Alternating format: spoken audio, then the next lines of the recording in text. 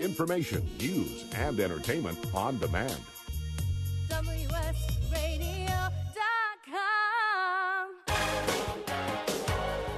Welcome to This Week in Marketing, brought to you by the San Diego chapter of the American Marketing Association. Thanks for listening in. I'm Wade Taylor, sitting in the control seat today, and happy to be continuing a series that we started where we are meeting various agencies here in town, the different players here in our marketing community, and doing a deeper dive in what they do and how they're helping and supporting their own customers and clients. On today's show, we're going to be joined by Lars Helgeson. He's the founder and CEO of Greenrope, who provide a complete CRM solution. So on today's episode, we're going to be talking clients and how to effectively manage those relationships. Companies spend a lot of time and money on accounting and bookkeeping programs so they can track their money, but often they neglect programs and processes for tracking and managing their clients, where it's where the money comes from. Outlook and Excel become their customer management tools by default, and they may be slow to realize that that isn't good enough. Things fall through the cracks. And at some point, something blows up, and the owner, the CEO, or maybe it's the CSO, the CRO, or the CTO, has a realization, I don't know what just happened. I have blind spots in my company. Lars, how many times have you heard that story? More than once. And by the way, thanks for having me on. You know, oh, yes, a delight. Yeah, delight. So, it's great to be here and, hopefully share some helpful information for business owners and leaders. Well, when you do something that's so universally needed, it's not hard to be helpful, right? Yeah, that's true. That is very true. There are a lot of people who have struggled with sometimes even just the concept of CRM. You know, managing a relationship can be a lot of things to a lot of different people. You talk to someone in sales, and managing the relationship is how do you get them to close a deal. You talk to marketing, it's how do you get them to respond to your message and interact with your brand. You talk to someone in customer service, it's how do you follow up and make sure they have a happy relationship with some service element of your business. So,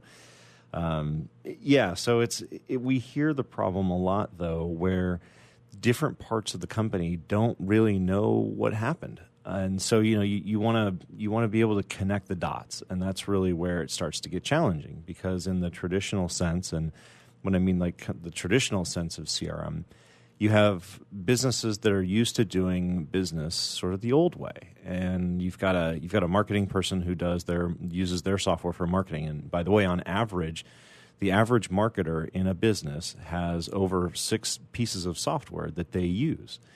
And so, you try to manage the information that's gathered by 6 different pieces of software and then make that useful to someone outside of marketing. That might be great for the marketing person, but what does that actually tell management? What does that tell the sales team? How do they benefit from that? Exactly. And in that smaller company, all that is kind of intuitively happening in the owner's head. Yeah. Right. He's not only seeing everything, but he's probably doing everything. Right. And then it scales, and he can still kind of keep an eye on everybody, right? And he can kind of hear down the hallway, oh, something's blowing up down there.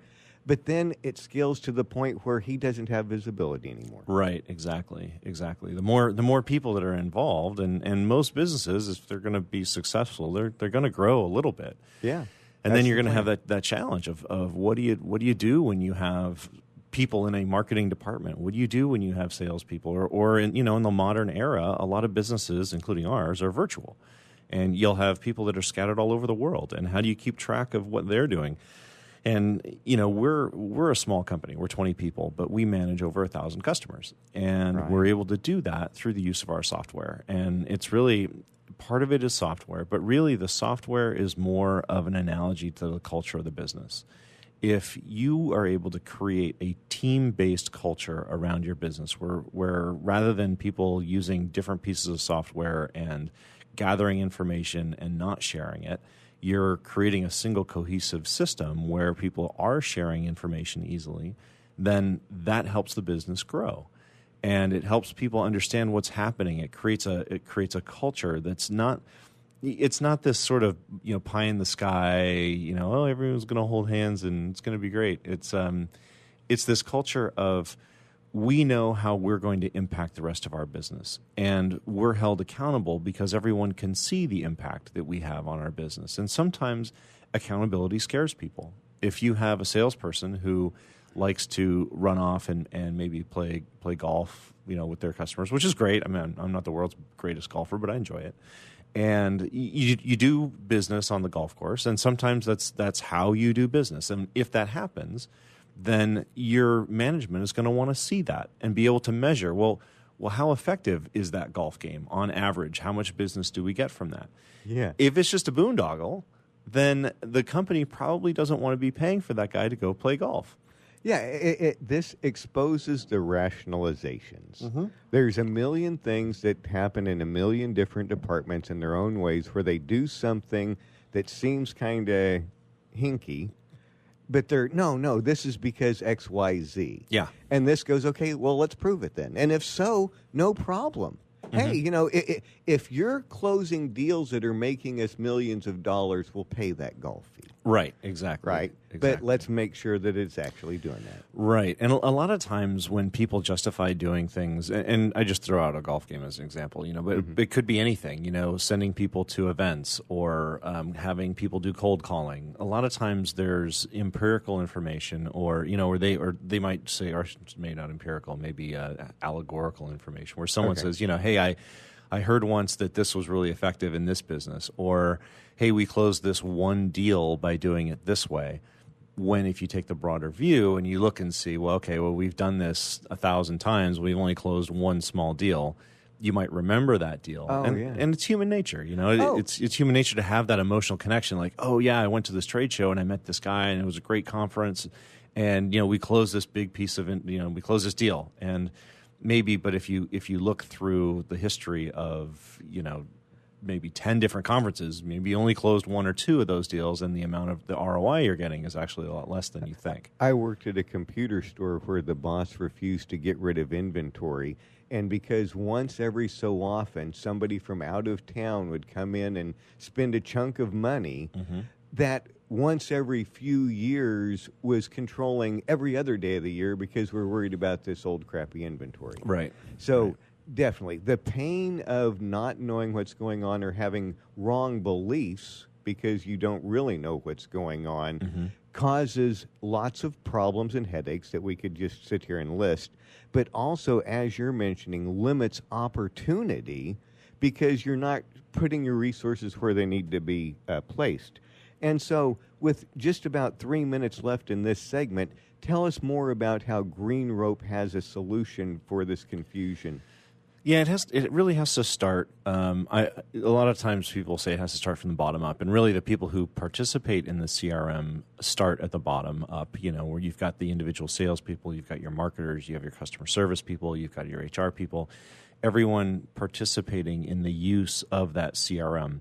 But the reality is, for it to work, it has to be a top-down type of situation where the management, the leadership of the company has to say, it's important for us to unify our employees, to unify our departments so that they're using the same platform to do everything. So the email marketing, the web analytics, the sales calls, the people making notes the salespeople when they make notes and when they have meetings, the surveys that you send out, the email newsletters that you send out, the social media interactions, that all of that is managed in a single platform. And the importance of that has to be transmitted from the top down because they're the ones that see the vision of all the different departments working together.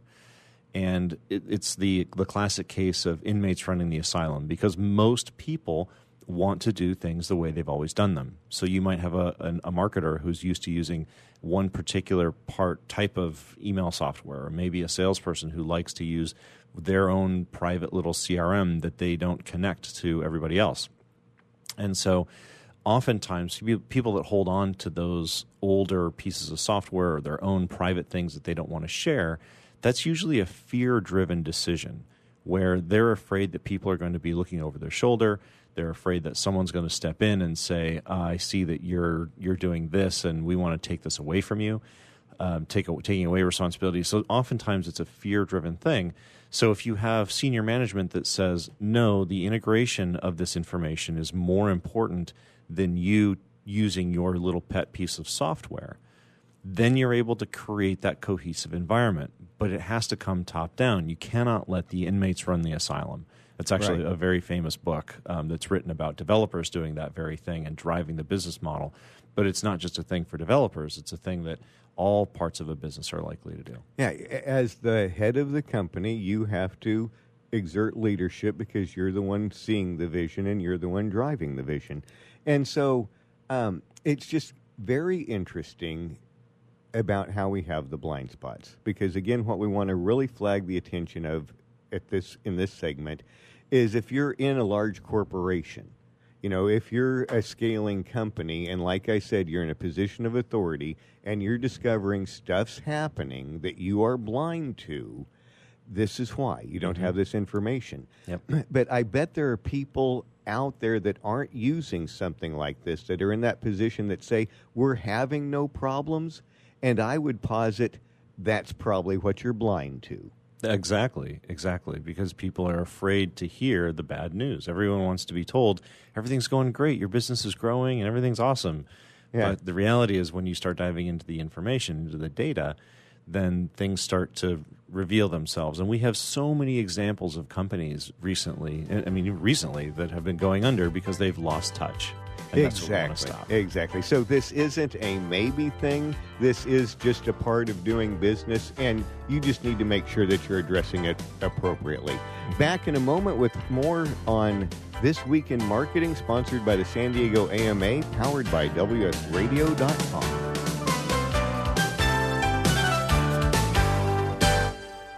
A podcast or radio show on WS Radio is a great way to create content marketing. Turn prospects into customers into raving fans. Contact Wade at WSRadio.com or call 866-WS-RADIO. Hi, this is Rob Barnett, CEO and founder of VinVillage.com and the Wine and Dine Show on VinVillage Radio. Do you have a wine, event, product, or service to promote? Then contact VinVillage.com to reach thousands of wine lovers across the country.